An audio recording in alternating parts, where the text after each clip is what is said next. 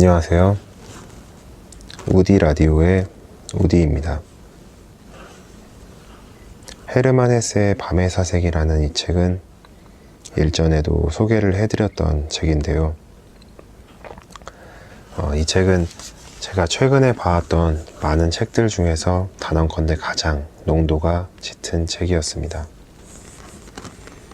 페이지 한 장 한 장에 녹아있는 감성과 사색, 그리고 헤세만의 철학이 여러모로 제가 힘들 때 찾게 되는 책인데, 그렇다고 이 책이 위로를 해주고 그러진 않습니다. 우울함이란 바다에서 허우적대는 나에게 건져줄 생각은 없고 튜브를 던져준다거나 혹은 수영을 가르쳐주는 느낌이 들곤 합니다. 헤르만 헤세가 자살에 대해 언급한 내용이 있는데, 저는 이 부분에서 뭔가 많은 것을 느꼈습니다. 그 부분을 조심스럽게 한번 읽어드리겠습니다. 편하게 들어주세요.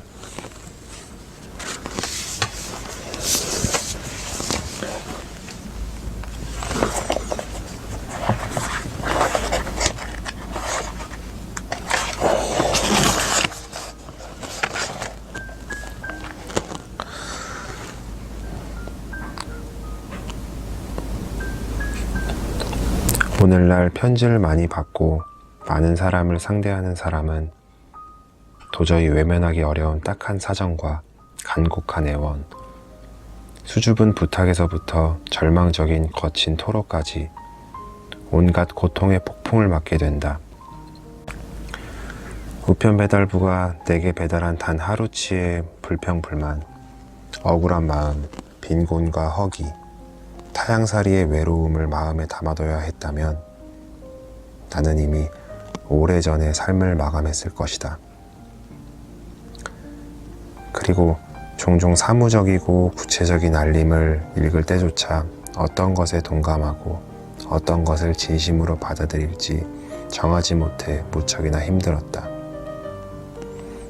나는 지난 몇 해 동안 큰 위기가 닥칠 경우를 대비해 나의 감정과 이해를 비축해둬야 했다. 그래야 정말 힘들 때 위로와 조언 또는 물질적 도움으로 최소한 어느 정도라도 고통을 경감시킬 수 있을 테니 말이다. 정신적이거나 도덕적인 지지를 호소했던 편지 가운데 특정 범주가 하나 있는데, 정말 힘들었던 시기에 나 역시 그런 경험을 했다. 중년 또는 노년의 이제까지 한 번도 가져보지 못했고 자신의 성격과도 맞지 않는 생각이 자꾸 든다고 토로하는 편지들이 있었다. 물론 마음이 여리고 감성적이며 예술가적 기질을 가진 젊은이들이 보낸 편지들은 언제나 그런 생각과 감정으로 가득 차 있다. 그들은 내가 잘 아는 친구나 지인에 속하는데, 때때로 나는 자살하겠다고 위협하거나 자살을 옹호하는 듯한 이런 편지에 아주 명확하게, 심지어 대단히 냉철한 답장을 보냈다. 삶에 지친 사람들에게 나는 대략 다음과 같은 내용으로 답장을 보냈다. 나는 자살에 대해 도덕적 판결을 내리진 않지만 실제로 단행된 자살에 대해서는 다른 종류의 죽음 못지않게 존중한다는 입장입니다. 그러나 삶의 염증을 느끼고 급기야 자살로 생을 마감하겠다는 생각이 진심에서 우러나오는 것이 아니라 다른 사람으로부터 동정을 받으려는 알량한 의도에서 나왔다면 그런 사람하고는 진지한 대화를 나누고 싶지 않습니다. 그런데 지금껏 삶에 만족하며 성실하게 살아온 사람들조차 자주는 아니지만 때때로 내게 자살에 관해 묻는 편지를 보내왔다. 사는 게 점점 힘들고 감당하기 어려워 삶의 의미, 기쁨, 아름다움, 존엄성을 다 잃어버렸다는 그들의 편지를 받았을 때 나는 내게 전달된 그들의 절박함을 인정하고 아주 진지한 답장을 보냈다. 그런 질문을 받았을 때 내가 주었던 대답을 약간 기록해 두었다. 50세가 넘은 어떤 사람이 지금까지 책임감 있게 성실히 살아오면서 단 한 번도 자살을 생각해 본 적이 없었는데 이제는 힘겹고 무의미하며 존엄성도 잃어버린 삶의 유일한 탈출구로 자살을 생각할 수밖에 없다면서 자살에 대한 내 생각을 물었다. 나는 그에게 다음과 같이 답했다. 15살 때 수업 시간에 선생님으로부터 자살은 인간의 행위 중에서 도덕적으로 가장 비겁한 행동이라는 말을 듣고 큰 충격을 받았습니다. 당시에 나는 어느 정도 용기가 있고 고통을 감수할 소신이 있어야 자살을 감행할 수 있다고 생각했고, 자살한 사람에 대해 무서우면서도 여러 가지 감정이 복합된 존경의 마음을 갖고 있었습니다. 그렇기 때문에 나는 선생님의 말씀에 적잖이 당황했습니다. 나는 선생님의 말씀에 아무런 반박도 못한 채 그냥 멍하니 서 있었습니다. 그 순간만큼은 선생님이 세상의 모든 논리와 도덕을 섭렵한 사람처럼 보였기 때문입니다. 그렇지만 그런 놀라움은 얼마 못 갔고 나는 자살에 대한 원래의 생각과 감정으로 돌아왔습니다. 그래서 자살한 사람에 대한 존경심이 다시 생겼고 공감할 수 있었으며, 비록 음울한 방식이긴 해도 뭔가 큰일을 해낸 사람이라고 생각했습니다. 당시 선생님의 상상력으로는 이해할 수 없는 인간적 고통이 실천된 사례이자 내가 좋아하는 용기와 소신의 모범이라고도 생각했습니다. 게다가 내가 알고 있는 사람들 가운데 자살을 시도한 사람들은 비록 문제가 많긴 했지만 확실히 보통 이상의 사람들이었습니다. 머리에 방아쇠를 당길 용기뿐 아니라 선생님과 도덕을 냉소적으로 비웃을 수 있는 소신이 나는 한없이 부러웠습니다.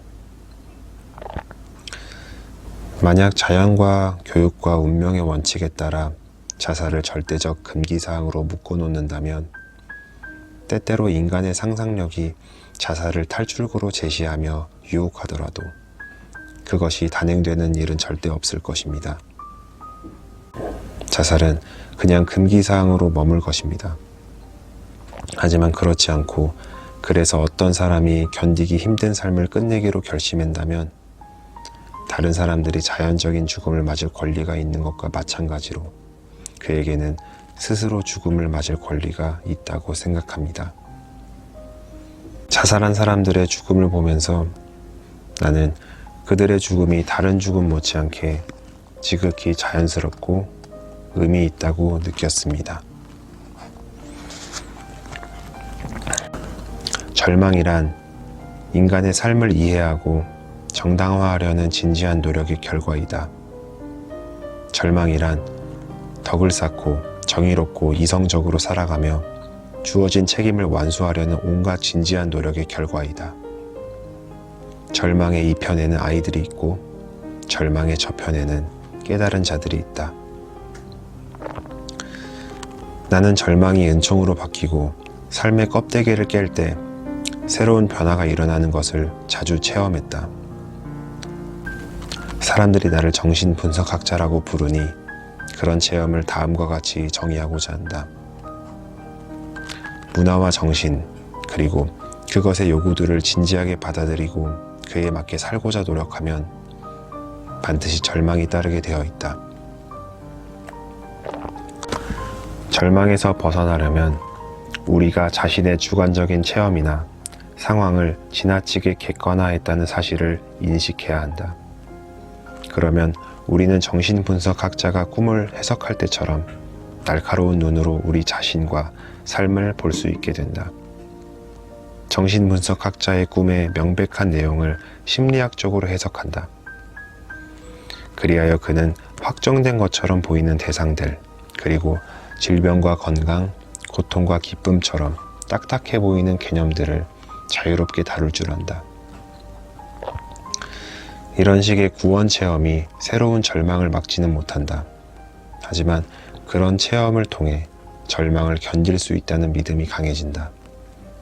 어차피 인간은 점점 건강해질 수 없고 고통에서 자유로울 수도 없다.